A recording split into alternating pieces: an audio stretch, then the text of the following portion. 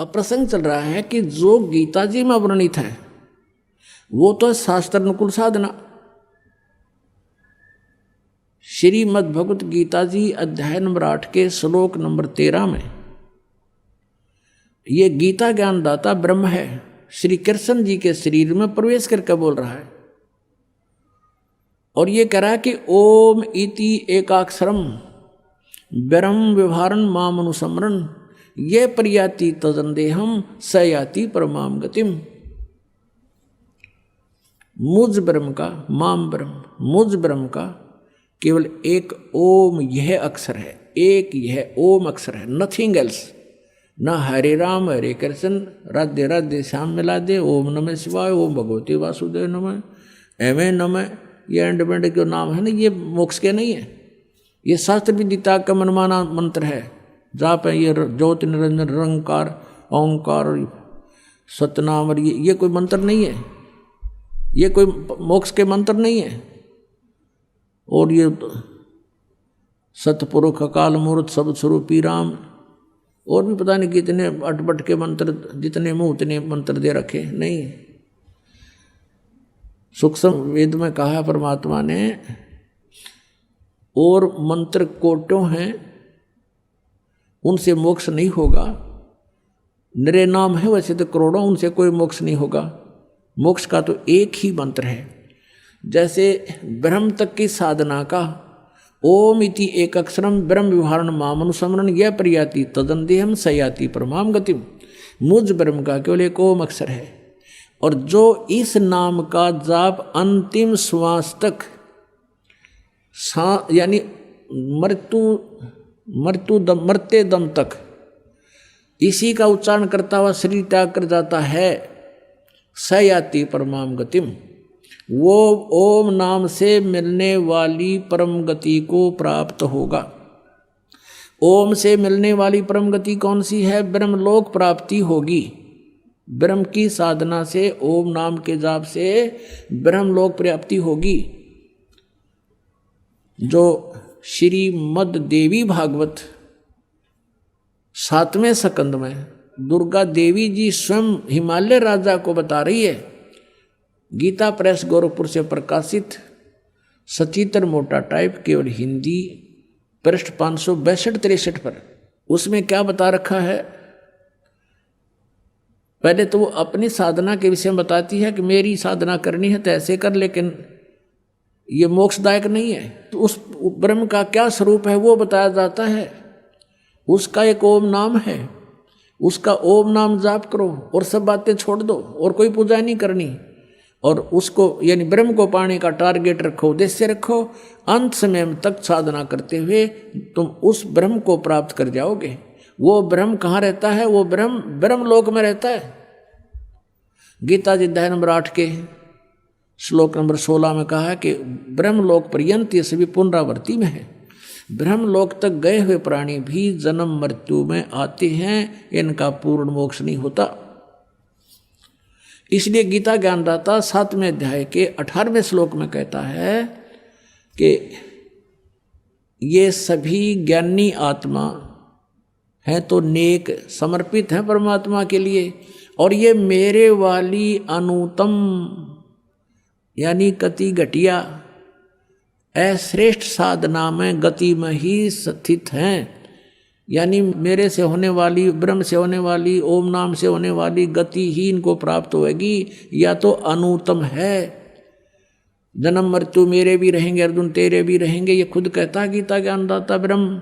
4 अध्याय के 5 और 9 श्लोक में, 2 अध्याय के 12 श्लोक में, 10वें अध्याय के 2 श्लोक में ये खुद कहता है तेरे और मेरे बहुत जन्म हो लिए, तू नहीं जानता, मैं जानता हूँ।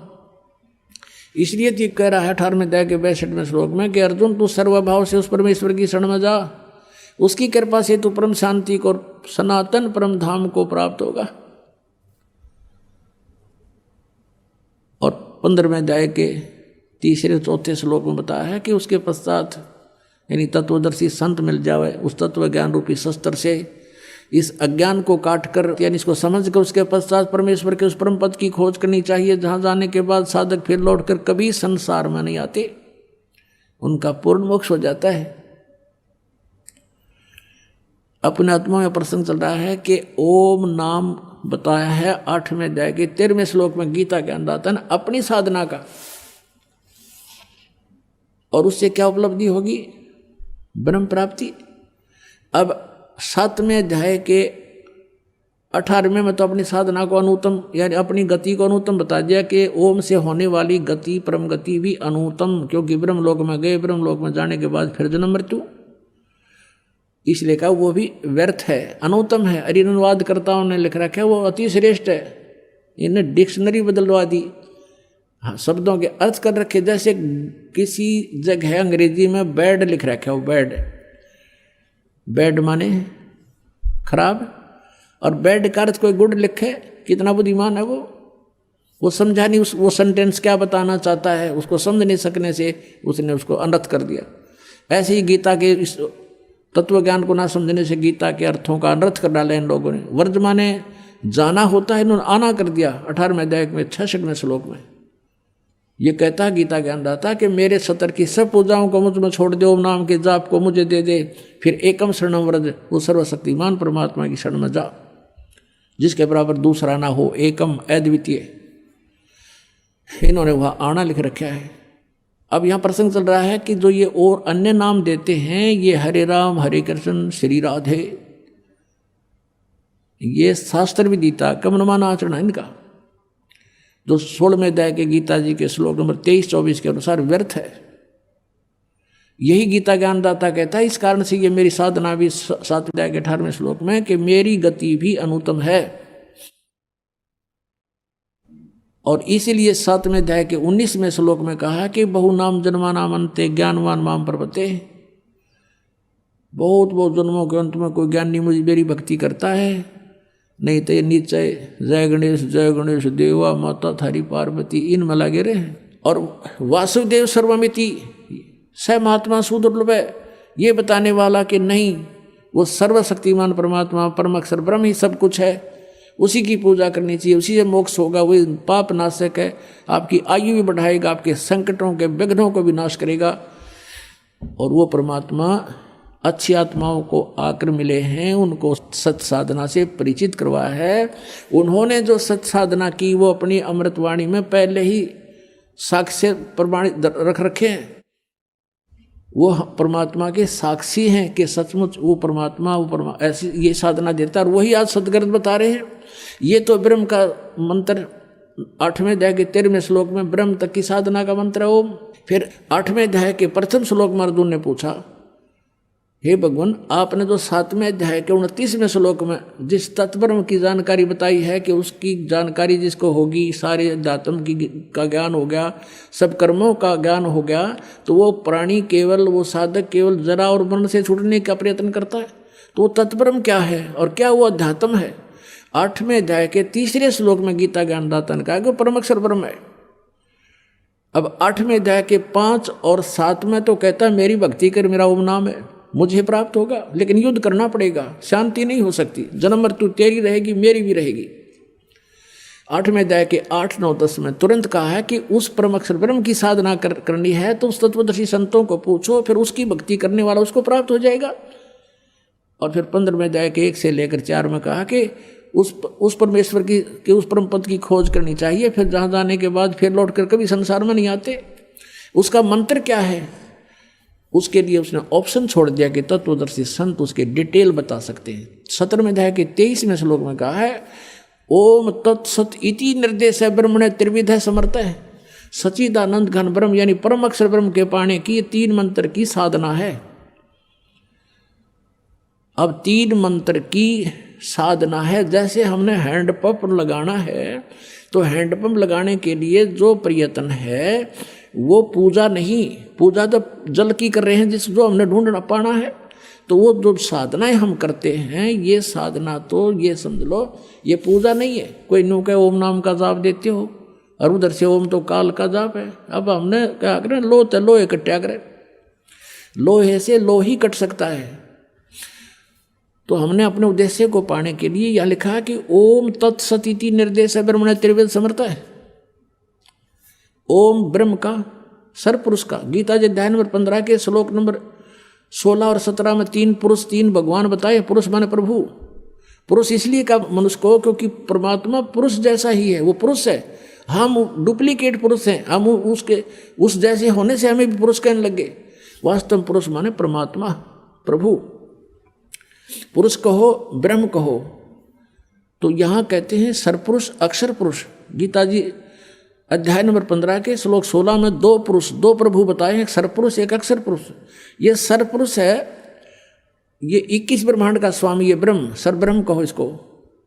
ये ब्रह्म है 21 ब्रह्मांड का स्वामी। एक ब्रह्मांड में जो व्यवस्था है इसकी 21 ब्रह्मांडों में ऐसी ही है, लेकिन उन अन्य में प्रलय है। जब इसमें प्रलय होगी तो इन सब जीवों को दूसरे में ले जाएगा, वहाँ धीरे धीरे ऐसे सृष्टि बनेगी, फिर उसका अंत होगा, फिर तीसरे में ले जाएगा, ऐसे ये पूरा घुमाता रहता है। लेकिन ये एक ब्रह्मांड के अंदर संचालन अपनी सारी सृष्टि का करता है। तो 21 ब्रह्मांड है इसके पास। और जो अक्षर पुरुष है उसको परब्रह्म भी कहते हैं, उसके 7 शंख ब्रह्मांड हैं ऐसे ऐसे। और जो तीसरा 17वें श्लोक में जो 15वें अध्याय में कहा कि उत्तम पुरुष है तू अन्य, 16वें श्लोक में गीता जी अध्याय नंबर 15 के श्लोक नंबर 16 में जो 2 पुरुष कहे हैं, सरपुरुष और अक्षर पुरुष, इनसे कोई अन्य है वो उत्तम पुरुष श्रेष्ठ परमात्मा, वो परम अक्षर ब्रह्म है और वही परमात्मा कहा जाता है। और उसके पाने के लिए अब उस परम अक्षर ब्रह्म की वही तीनों लोकों में प्रवेश करके सबका धारण पोषण करता है, वो परम अक्षर ब्रह्म है। अब गीता जी अध्याय नंबर 17 के श्लोक नंबर 23 में कहा कि उस सच्चिदानंद घन ब्रह्म की साधना का ओम तत्सत इति निर्देश है ब्रह्मण त्रिवेद समर्थ है। ब्रह्मण माने उस परम अक्षर ब्रह्म का, सच्चिदानंद घन ब्रह्म की साधना का केवल इस 3 मंत्र का के जाप का निर्देश है। निर्देश का मतलब है फाइनल फैसला, नथिंग एल्स। डायरेक्शन है ये, इसके अग्रम मग्रम नहीं है और कुछ नहीं। ओम तो ब्रह्म का, ओम को सरपुरुष भी कहते हैं। ये सरपुरुष का हम अपनी संत भाषा में हमारे महापुरुषों ने इसको क्षर पुरुष का, क्षर और एक अक्षर जो नाश ना हो उसको अक्षर बोलते हैं, तो क्षर और अक्षर। लेकिन इस अक्षर पुरुष को यहाँ अक्षर पुरुष इसलिए कहा गया कि इसकी आयु बहुत लंबी है, लेकिन इसकी फिर भी मृत्यु है, इसलिए तो कहा है। गीता जी अध्याय नंबर 15 के श्लोक नंबर 16 में कहा है कि सरपुरुष और अक्षर पुरुष ये 2 भगवान हैं, 2 पुरुष हैं। इनकी और इनके अंतर्गत जितने प्राणी हैं ये सब नाशवान है। जीवात्मा तो किसी की भी नहीं मरती, गधे की ना कुत्ते की ना सूर की, वो तो बात ही सेपरेट इशू है। लेकिन हम जो प्राणी रूप में हैं ये सबकी मृत्यु होती है और इनकी भी मृत्यु होती है। इसलिए 17वें श्लोक में 15वें अध्याय के में गीता जी में कहा है कि उत्तम पुरुष तो अन्य, उत्तम पुरुष है, उत्तम पुरुष पुरुषोत्तम यानी सही भगवान तो इन दोनों से भी कोई और है, वही परमात्मा कहा जाता है। और वही तीनों लोकों में प्रवेश करके सबका धारण पोषण करता, वो है अवैश्वर, वो है अविनाशी परमेश्वर। और उसके पाने की ये 3 मंत्र की साधना है। ओम सरपुरुष का और तत् ये अक्षर पुरुष का, ये सांकेतिक है। तत् ओम तो सार्वजनिक है, तत् और सत ये गुप्त है। तत् और सत ये यानी कोड वर्ड है इनमें, ये दास के अतिरिक्त इनको कोई नहीं बता सकता। और दास से प्राप्त इस ज्ञान से कोई वैसे किसी को बता भी देगा उसका अपना भी नाम खत्म, दूसरा कल्याण होना है, को नहीं दोषी होगा उसका नाम खत्म हो जाएगा। तो ये क्योंकि अधिकारी के बिना आप कोई डुप्लीकेट लाइसेंस बना कर देते हो, पासपोर्ट बनाते हो डुप्लीकेट, तो आप भी सजा के पात्र और बनवानियाँ भी, दोनों ठोके जाएंगे जेल में। तो ऐसा समझदार व्यक्ति गलती नहीं कर सकता। अपराधी व्यक्ति ही ऐसा किया करते हैं। तो जो भगवान के अपराधी हैं, दोषी हैं, वही इन मंत्रों को मुझसे प्राप्त करके इस दास से वो स्वयं प्रभु बनने की चेष्टा करेंगे गुरु, तो वो अपना भी जीवन नाश करेंगे और उन प्राणियों के साथ भी धोखा कर रहे हैं जो उनसे उपदेश प्राप्त करेंगे। तो कहने का भाव ये है पुण्यात्माओं, समर्थ का सरना गहो रंग होरी हो, कदे न हो ए काज राम रंग होरी हो। दुख द्वंद उपाद में जीव बंधे, समर्थ की नहीं उपासा है। दुख द्वंद उपाद में जीव बंधे, समर्थ की नहीं उपासा है। इस दुख द्वंद में, उपाद में, बकवादा में सब जीव लगे हुए हैं, उस समर्थ की पूजा नहीं करते। समर्थ का